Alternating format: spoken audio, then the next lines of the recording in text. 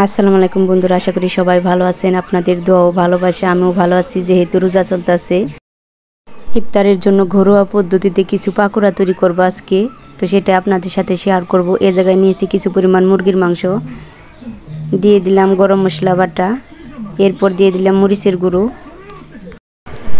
এবারে দিয়ে দিলাম স্বাদ মতো লবণ,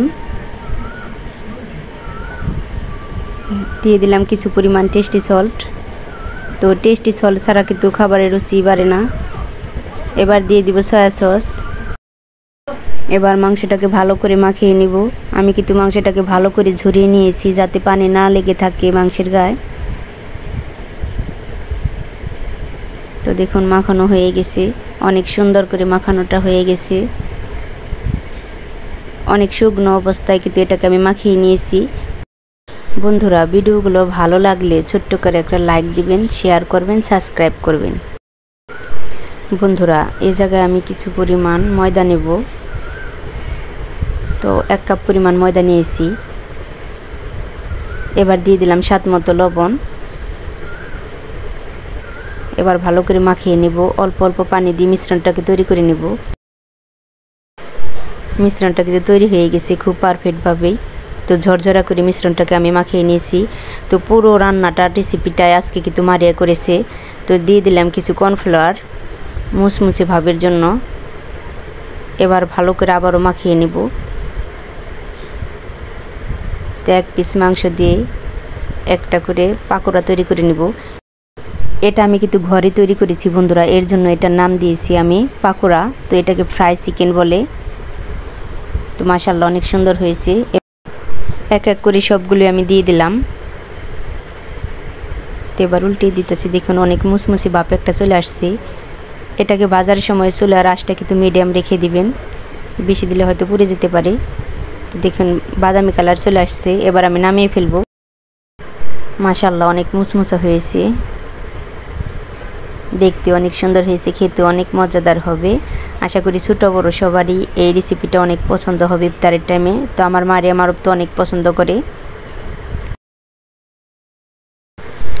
বন্ধুরা, পাকোড়া বানানো শেষ। কিছু মাংস ছিল, ওইগুলোও আমি কিন্তু ফ্রাই করে নিয়েছি।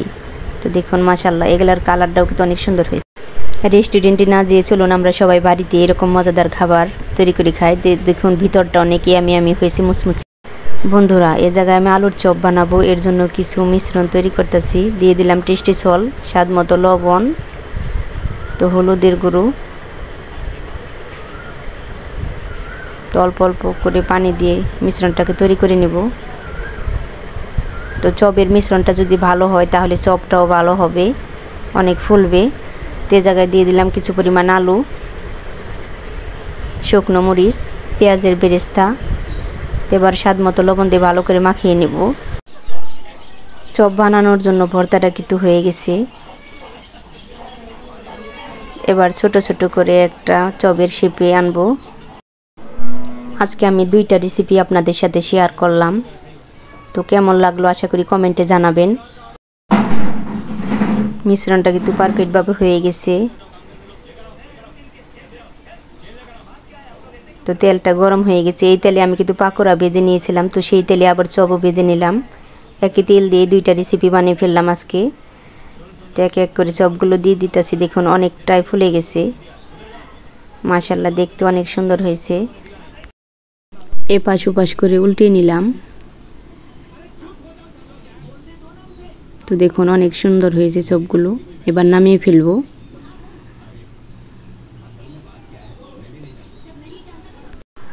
আসেন আমরা সবাই বাজার থেকে কিনে না খেয়ে বাড়িতে স্বাস্থ্যসম্মতভাবে তৈরি করে খাই এরকম চপ মজাদার। তো দেখতে অনেক সুন্দর হয়েছে, খেতে অনেক মজাদার হবে।